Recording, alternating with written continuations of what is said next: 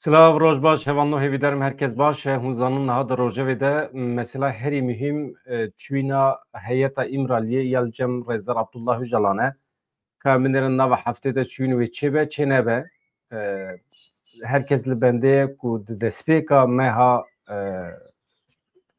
adaride peyameki edi vekili şeffaf zelalci İmraliye vere kamillerin ve çevabe naha tişta ku vê mijare eleqedar dike daxuyaniya dawiya besê hozat du êvarê tevlî medya haberê bû hin tiştên girîng dibêje qismekî basa navaroka namê dike nameya meşhûr ku Rezdar Öcalan ji İmraliyê re şandibû ka min êrin besê hozat bi kîjan şeklî basa ve navaroka namê dike û herî dawî jî Wezîrê Edaletê Tirkiye gotibû dibe ku ji İmraliyê peyamekê bi dîmen neyê bersiva besê hozat heye Vece eğer bedime ne ve işa nabe. Yani ev iş naçe seri. Yani bir mürüv henek ciddi be. Madem o mesele ki daye dest bekirin ve pevajwe İmraliye daye dest bekirin. Peyamtin tüdbiji dime nebe. Çıma mevzuat ne usaya. Yani em zindanın xwe bedimen peyaman der naxin derva. İdbe kedera İmraliye ligori mevzuatı ve.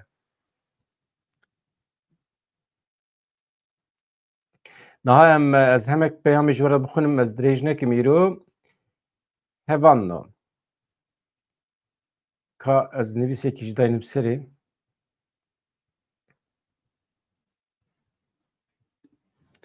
ez wisa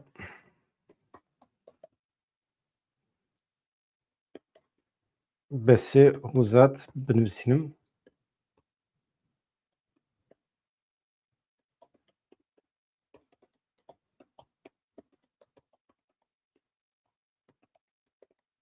baş e ez hema dest pê dikim hevalno hûn jî komîser hebibin vê saetê de me hetan ha weşana zinînê kiriye ka ez biceribînim vê saetê de eleqa çawa ye rast e tamam bi vî şeklî bila ev bimîne ev jî ji bo me dibe ceribandinekê ka divê saetê de çiqas hevalê me li me temaşe dikin dîsa jî baş e normal saeta me êvaran e êvarê Yaqub Güneş mîvanê min e saet 6 nîvade bila heye hevalê hebe em ê behsa van mijeran bikin behsa rojava bikin besê hozat hevseroka keçekê di bernameyekê taybet ya televizyona medya haberê de ji bo daxuyaniya Wezareta Edaletê ya Tirk û gotibû peyama Öcalan dibe ku bi dîme nê ev bersiv da em vê nêzîkatiyê bi tundî red dikin bi tuawayî qebûl nakin dibêje besê hozat ma hûn lîstikê dilîzin ji meha cotmê hêvir ve hûn dixwazin çi bikin hûn dibêjin daxuyaniya bi dîmen ne li gorî mevzuatê ye gelo daxuyaniya nivîskî li gorî mevzuatê ye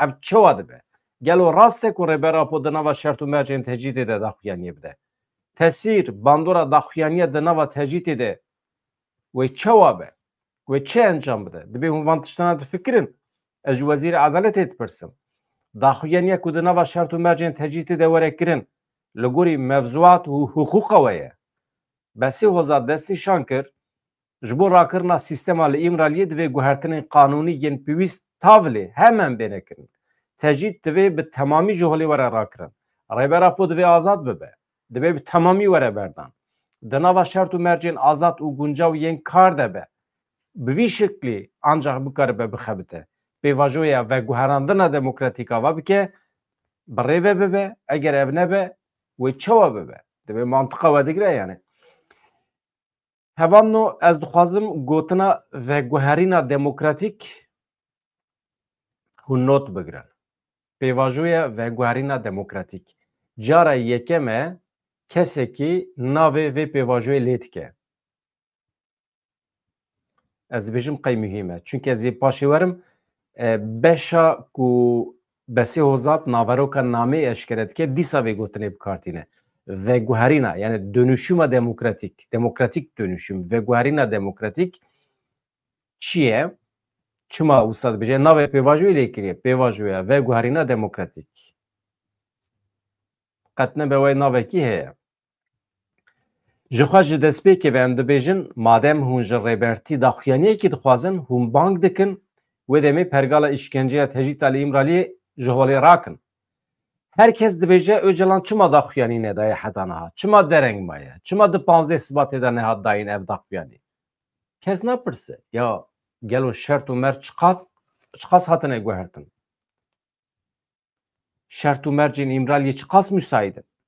Arayedarên devletên hat bêjin bila daxuyanî bide lêbelê bila daxuyanî bi dîmen nebe. Bila bi nivîskî be. Bila bixwe jî nexwînê hatta serda. Yani dengê wê calan jî dernekeve derve. Bila yek here daxuyanî bigire bîne derve bixwîne. Na em bi tundî vê yekê ret dikin. Tu baweriya vê tunê, tu tesîra wê, bandora wê jî wê çê nebe di jiyanê de. Tiştekî bi vî rengî nayê qebûl kirin. Bila tu kes bi xeyalan bi vî rengî xwe nexapîne. Numan Kurtulmuş berê sê rojan wekî serokê meclîsê dibêje ev daxuyanî gelekî giring e. Wê demê divê nêzîkatiyekê helwesekê ciddî nîşan bidin. Divê li gorî vê yekê ciddî bin. Berova jî wê em nikarin qebûl bikin. Divê te qez daxuyanî bi dîmen be. Yani bi vîdeo be. Em weke kadro, em weke militan û şervanên vê tevgerê. Em weke gelê me, dostê me, hemû derdorên demokratîk û raya giştî divê em daxuyaniya Rebera Pû ji dengê wî bibîsin, em bi dîmenê wî bibînin. Bi vî rengî em ê ancak bikaribin bawer bikin. Veguherîna demokratîk. Ez vê ser ekranê binivîsînim.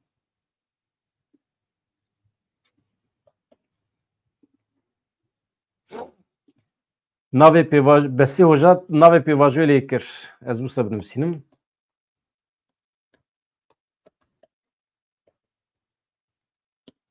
Niha behsa naveroka namê jî dike.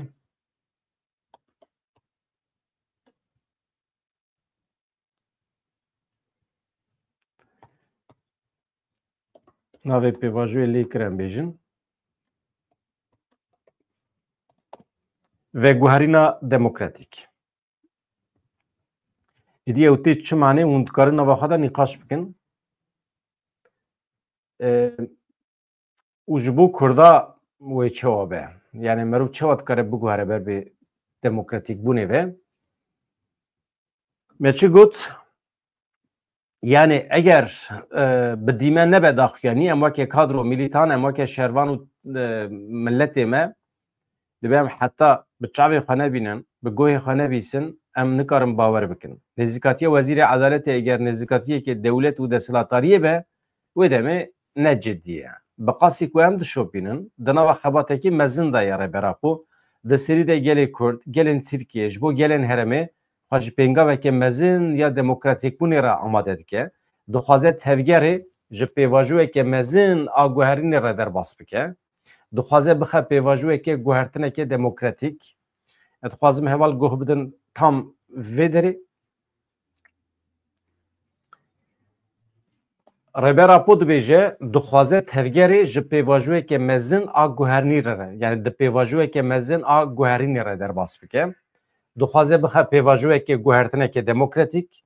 Me di nameya ku hatiye cem me de me ev yek bi zelalî dît ku Rebera Pû di mijara veguherandina demokratîk de, yani veguherîna demokratîk de ya ji nûva avabûnê de kûrtir bîye û bi biryar e hewl dide kedekî mezin bide. Wisa xuya ye nameya ku Abdullah Öcalan şandiye Qandîlê tê de baweyekî vekirî ji wan dixwaze ku rêxistina xwe ji serî heta binî biguherînin, faaliyetên xwe, tekoşîna xwe a çekdarî bi dawî bikin, tê de wisa zelalî xuya dike. û êdî xebatên xwe yên ji bo Kurd û Kurdistanê, yên ji bo rojdata navîn, yên ji bo demokratîkbûna Tirkiyeyê êdî hûn çawa fehm dikin bi rêyên demokratîk, yani bê çek û sîlah bi rê ve bibin. Ev e qesta wî. û dibêje nameya ku hatiye cem me tê de baweyekê zelal vekirî dît ku Rebera Pû di mijara veguherîna demokratîk de, di mijara ji nûva avabûnê de xwe kûrtir kiriye, kûr bûye û bi biryar e. Ev mesele ye, yani bi biryar e. Yani ji me sedî sed dixwaze em xwe biguherînin. Hewl û kedekî mezin dide. Rebera Pû ji bo berjivendiyên gelan derfetên herî piçûk jî bikartîne. Hemû hêza xwe, hemû enerjiya xwe, hemû jiyana xwe bexşandiye vê dozê. Hinkez dibêjin em ji Tirkiye hêz biborin. Hinkez dibêjin em ji Tirkiye hez dikin. Em welatparêzin. Lêbelê mezintirîn welatparêzê Tirkiyeyê rastîn Rebera Po ye. Rebera Po hemû jiyana xwe bexşandiye avakirina Komara Demokratîk û tekoşîna vê yekê daye meşandin. Ew kese ku bênaber tekoşîna Komara Demokratîk daye meşandin. Bi qasî azadiya gelê Kurd ji bo azadiya gelên Tirkiye jî, ji bo gelê herêmê jî li ber xwe daye ket daye. Kurd bi salana tekoşînekê mezin dimeşînin. Min di destpêkê de got. Gelê ku tê koşe azad e. Bi rastî jî îro gelê ku herî zêde koletiyê dijî, gelê ku belengaz e, gelê Tirk e. Dengî wî dernakeve, îtaatê dike, serî li ber deselatê ditewîne, di nava xîzaniyê de ye, di nava wekheviyê de ye. Ne azad e. Azadbûna Rebera Po da aynî demê de wê demokratîkbûna Tirkiye û azadiya civaka Tirkiye jî bixwe re bîne. Ez van meseleyan şîrove nakim, hewce tune ye. Yani mal û milkê Tirkiye dixwin rast e deselatariyên Tirkiye tên û tên diçin milletê Tirkiye piştgirî dide van deselatariyan di çarçoveya demokrasiyê de milletê Tirk dibin hukmê perwerdeya wan de aynî tiştî em bi mihane aynî tiştî dibêjin. Ê ku van deselatan tîne ser hukm dîsa milletê Tirk e, milletê Tirk xwe azad bike baş e. Yani bez bawer dikim beriya her tiştî pêdiviya milletê Kurd bi azadiyê heye. Yani em hinekî giranî bidin ser mesela azadiya milletê Kurd baş dibe. Çünkü niha milletê herî zêde hewcedarê azadî milletê Kurd e. Yani em li ber qirkirinê ne, em tune dibin, tune dibin yani. Na dibêje besê hozat ev deselatariya faşîst hilweşînekê mezin dijî polîtikayên qirkirinê, polîtikayên mîtîngeriyê, polîtikayên faşîstiyên ku bi salan e dimeşîne dawiya vê deselatariyê anî. Niha bi hemû beşê civakê re di nava şer de ye muxalefetên, hunermendan, rojnamevanan, jin, ciwan, jingeh parêzan heta bi tûsûya de di nava şer de ye. Ji ber vê yekê kesê bi wan re şer nekiriye tune ye. Her cüre rêbazên zordariyê tundî, işkence, zindan, tank, top, îha, sîha û çittî bîreve vana dimeşîne li hember hemû cureyên civakê. Ev jî nîşan dide ku êdî rewatiya deselatariyê nemaye. Zû da nemaye. Ama li gorî demokrasiya gerdûnî millet eger destek bide Tayyip Erdogan rewaye em çi bikin.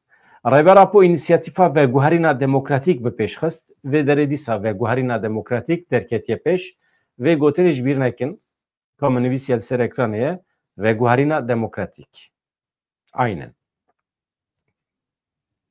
Dixwaze dest bi pêngavekê bike, dixwaze Tirkiye demokratîk bike, dixwaze veguherîne, dixwaze li ser esasê azadiya Kurdan li Tirkiye li herêmê demokratîkbûnekê mezin bi pêş bixe.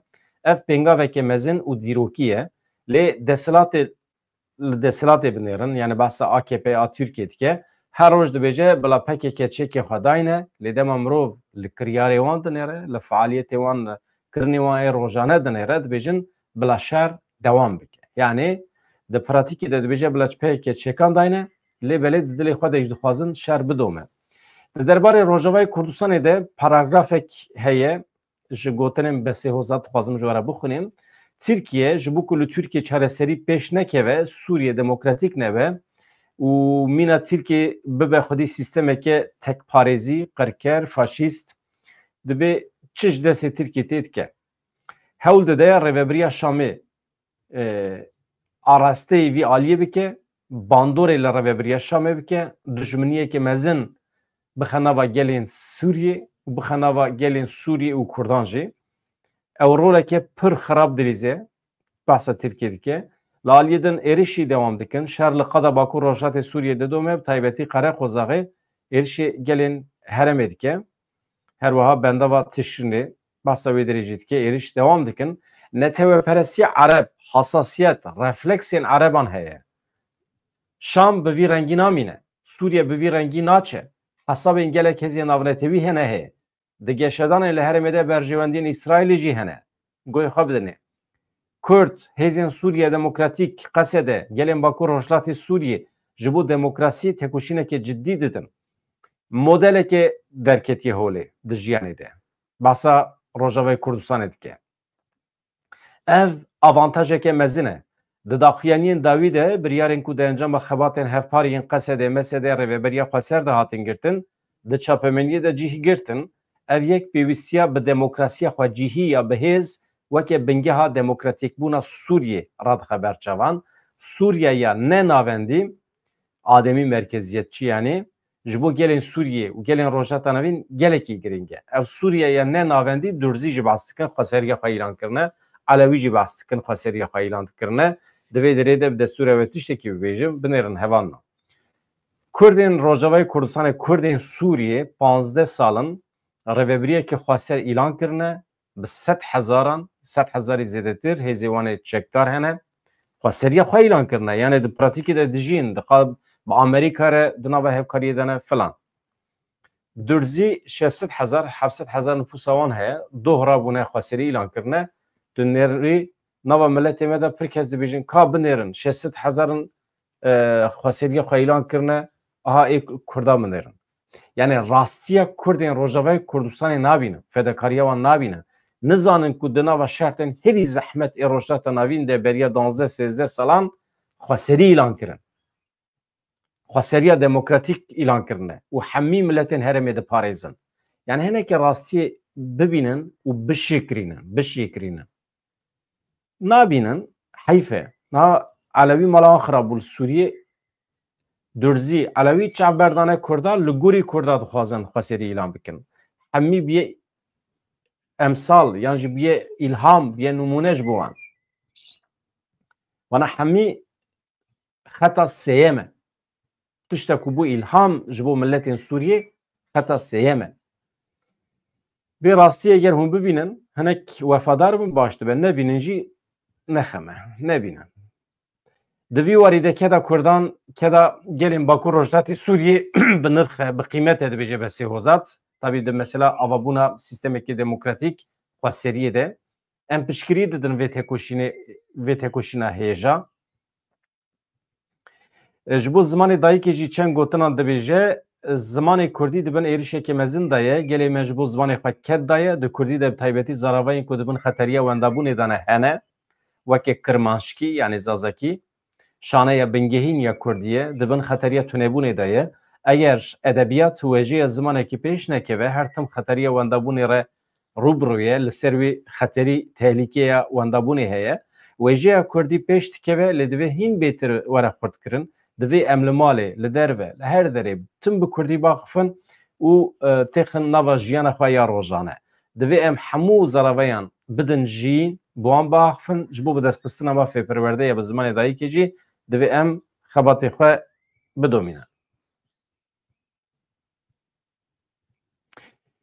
Yani besê hozat doh bi şev tevlî bernameya medya haberê bû televizyona medya haberê û ev tişt anî ziman ez dibêjim tiştî mihîmin niha veguherîna demokratîk navê pêvajî bi vî şeklî lêkiriye nameya ku Öcalan şandiye Qandîlê di wê namê de jî bi biryare bi îsrar ji partiya xwe dixwaze xwe amade bikin ji bo veguherîna demokratîk. Ama veguherîna demokratîk çi ye? Têda çi heye? Çê ku sîlah tê danîn gelo pergala rêxistinî ya Partiya Karkerên Kurdistanê wê biguhere em nizanin. Mesela yani sistema kadro xebat çawa çê dibe di nava saziyan da wê pergal çawa were avakirin bandor çawa li siyaseta li Tirkiye dike hilbijartinan dike ev hemî ji nîqaşê re vekirîne ka em binêrin dengek çawa vedide hevalno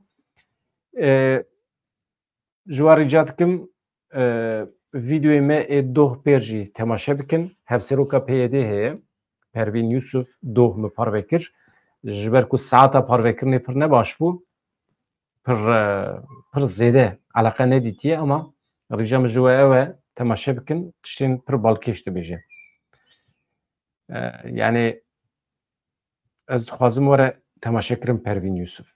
Mala we ava her hebin bi hêviya rojên xweş azad. Êvarê saet 6 û nîvan de Yaqûb Güneş rojnameger mîvanê min e em ê behsa mijarên di rojevê de bikin. Heta wê demê belkî jî tarîxa yan jî saeta çûyîna îmraliyê wê diyar be jî em nizanin. Tiştê ku min ji bîr kirin ez ê êvarê bêjim. Silav.